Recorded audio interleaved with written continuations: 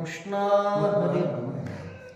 अलंकापुरी पुण्यभूमी पडगिर तेथे नांदतो ज्ञान राजा सुपात्र तयाटमिता घडे महापुण्यराशी नमस्कार माझा श्री स्वामी ज्ञानेश्वरासी पुंडलिका हृदय विठ्ठल श्री ज्ञानदेव राम राम हरे. श्री गणेशाय नमः. श्री सरस्वती नमः. श्री सद्गुरु रामचंद्राय नमः. हरे हरे.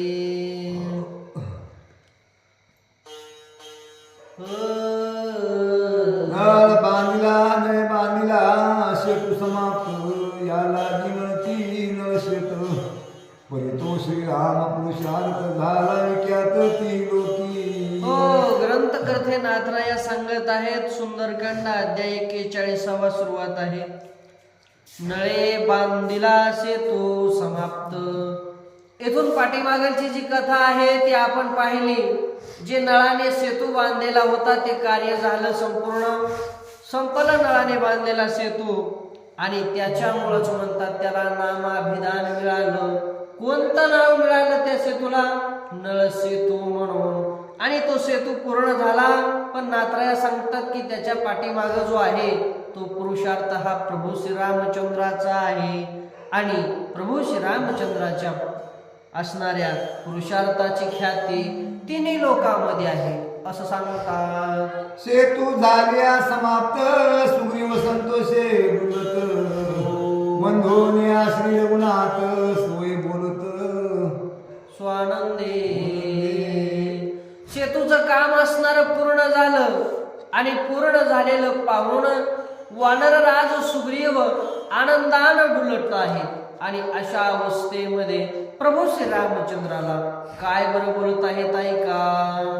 समुद्र लाभली पायवाट आमचे चुकले परम कष्ट आता लंका करीन सपाट दसकंठ वधोनी. समुद्राची जी आहे, समुद्रावरून आपल्याला आता पाऊल वाट झाली. आमचे चुकले कष्ट.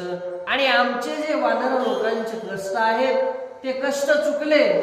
आम्हाला प्रभू श्रीरामचंद्रांनी या समुद्रावरून वाट करून दिली आणि आमचं परम कष्ट चुकलं.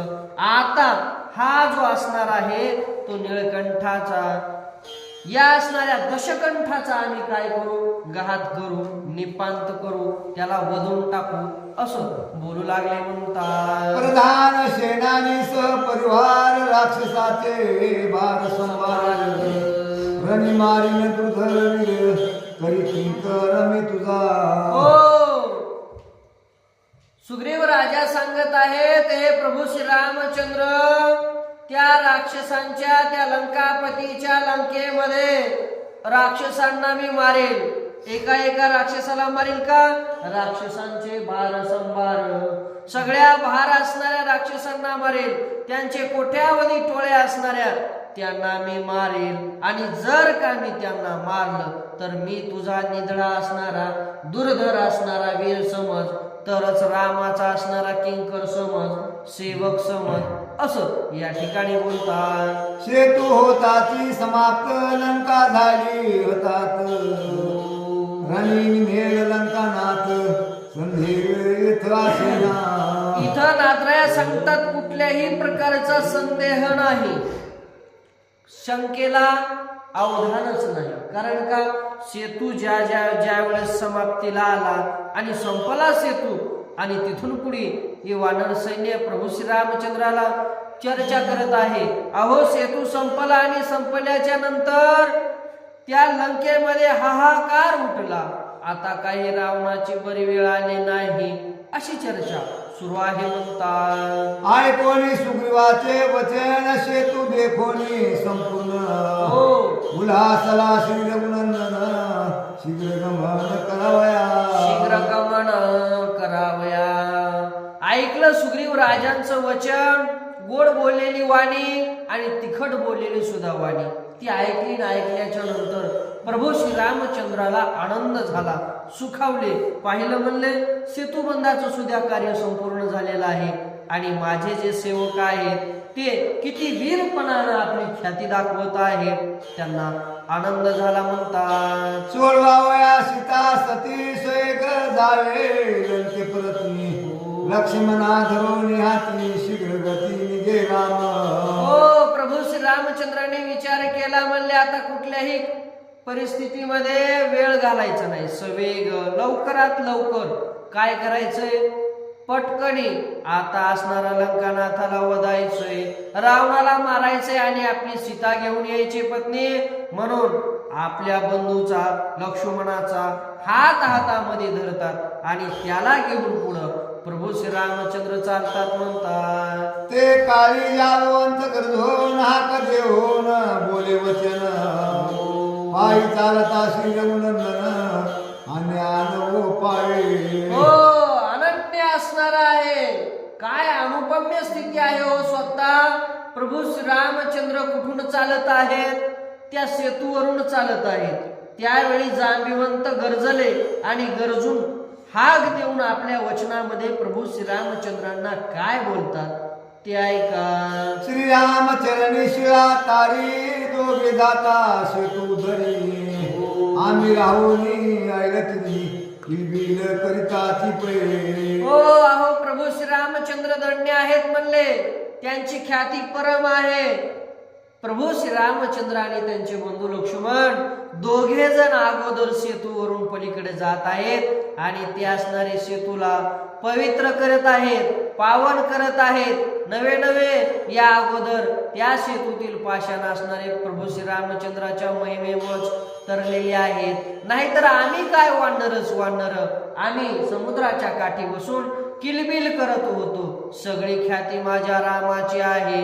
जांबिवंत बोलत आहे म्हणतात. लागता श्रीरामाचे चरण सेतू पावेर उदरण दोघे जातील निघोल आम्ही राहू इकडे. हो, अहो प्रभू श्री रामचंद्राचे जर चरण सेतूला लागले तर सेतूचं पहिलं उद्धरण होईल आणि राम आणि लक्ष्मण अगोदर दोघे जण जातील आणि आम्ही आईकडे राहू आणि ते पहिलीकडे जातील, आम्ही इकडल्या बाजूला राहू, ते तिकडं अगोदर जातील, असं बोलत आहे म्हणतात. वेकला जावणी रघुनाथ सकल साधील कार्यार्थ आमचा नोहे रणसार्थ ऐसा अनर्थ हो पाळे. हो, अहो एकटा एक प्रभू श्री रामचंद्र जाऊन काय करेल, सर्व कार्यार्थ साधेल. एवढी ताकद असणारी, एवढा बलशाली असणारा आमचा प्रभू श्री रामचंद्र आहे.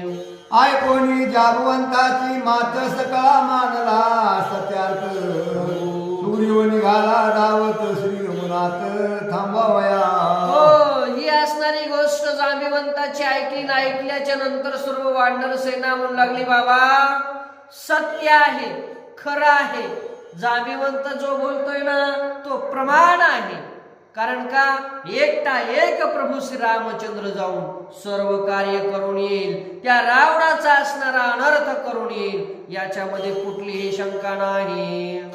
सुग्रीवे घालोनी लोटांगण दर्ग धरिले श्रीरामचरण सोळे बोलिला युक्त वचन सावधान अवतारा. सुग्रीवांनी प्रभू श्री रामचंद्रांना लोटांगण घातलं आणि लोटांगण घालून सुग्रीव राजा काय म्हणत आहेत आणि काय संभाषण करत आहेत, कुठली विनंती करत आहेत, प्रभू श्री रामचंद्राला काय विनवणी करतात ते ऐका. वानरे समस्त शरणागत आमाशी सोंढोनी आवित वेकले जाणे नंत्यांत नोहे उचित श्रीरामा. हे प्रभू श्री रामचंद्र, हे कृपाळू असणाऱ्या भगवंता, आम्ही सगळे वानर असणारे तुझे शरणागत आहोत आणि आम्हा सर्व शरणागत वानरांना इथं सोडून एकट्यानं असणारं कार्यार्थ साधायला जाणं हे काही योग्य नाही प्रभू.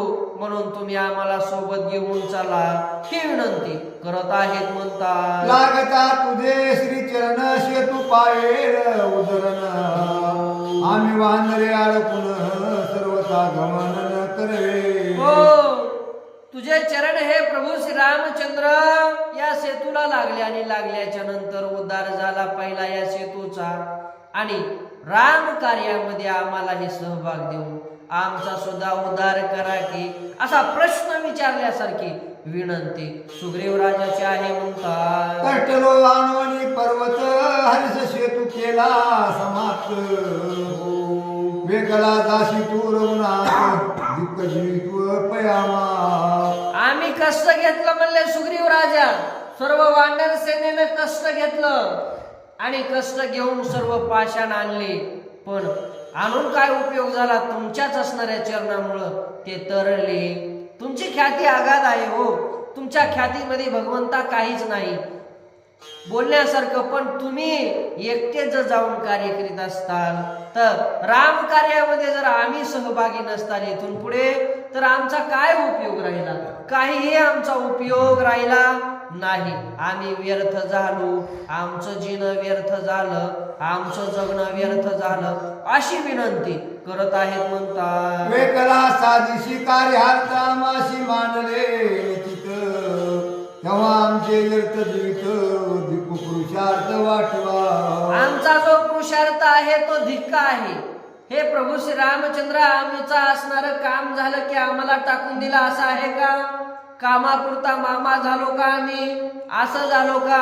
तसं झालो का? आमच्या जगण्याला काय अर्थ राहिला?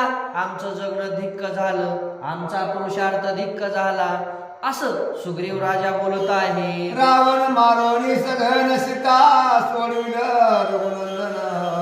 तेव्हा आमचे काळे वधन जिकरण प्रतिकुला. हो, आमचं जे वदन आहे ते आता काळा असल्यासारखं होऊन जाईल जर आम्ही अर्ध्यात कार्य सोडलं तर. पण आमचं जे चेहरा आहे, आमचं जे मुख आहे ते प्रसन्न होईल. कधी होईल? ज्या वेळेस आम्ही लंकेला तुमच्या सोबत येऊ, रामासोबत राम कार्य करायला येऊ, आणि आल्याच्या नंतर तिथं येऊन लंकापती रावणाला मारू, सीतेची सोडवणूक करू, देवादिकांची सोडवणूक करू आणि धर्माची स्थापना करू.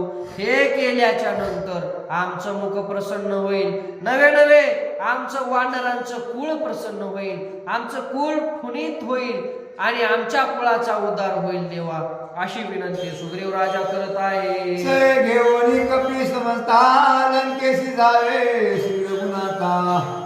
म्हणून चरण ठेवला माता प्रेमता सुग्रीवे. हो, सप्रेम नमस्कार म्हणले. माझं जे तुमचे असणारे चरण धरण्याचं, लोटांगण घालण्याचं कारण काय आहे देवा सांगू? आमच्या सुद्धा कुळाचा उद्धार व्हावा, वानर कुळांचा. तुमच्या सोबत असणारे वानर कुळ, वानर सेना लंकेमध्ये यावी आणि रामाच्या कार्याला पडावी, उपयोगाला पडावी, असं सांगतात. ऐकोनी सुग्रीवाचे वचन श्रीराम झाला सुख संपन्न. हनुमान येऊन आपण झाला वन श्रीरामा.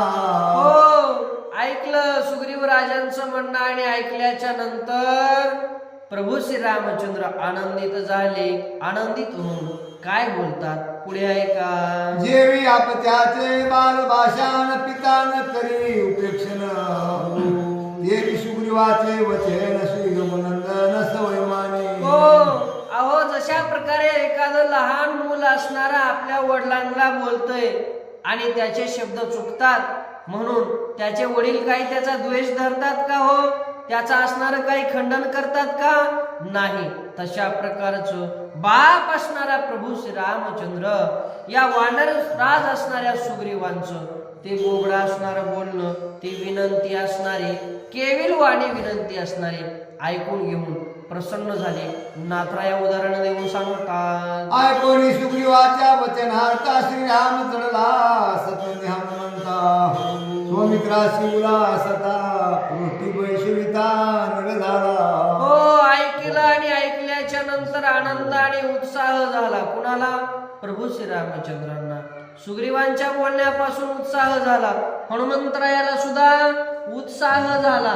आणि मग असणार काय करतात? ऐकोने सुग्रीवाच्या वचनार्थ श्रीराम चढला स्कंदी हनुमंता. हनुमंताच्या खांद्यावर प्रभू श्री रामचंद्र चढले. स्वमित्राला उल्हास झाला, लक्ष्मणरायाला सुद्धा उल्हास झाला आणि पृष्ठी बैसविता नीळ झाला. पाठीमागून असणारा बसवणारा नळ असणारा हा नीळ असणारा वानर हे झाला म्हणतात. श्री ज्ञानदेव राम राम कृष्ण वीस वय झाले तर उद्या नोकरी वीस करायची झाले. वीस झाले आता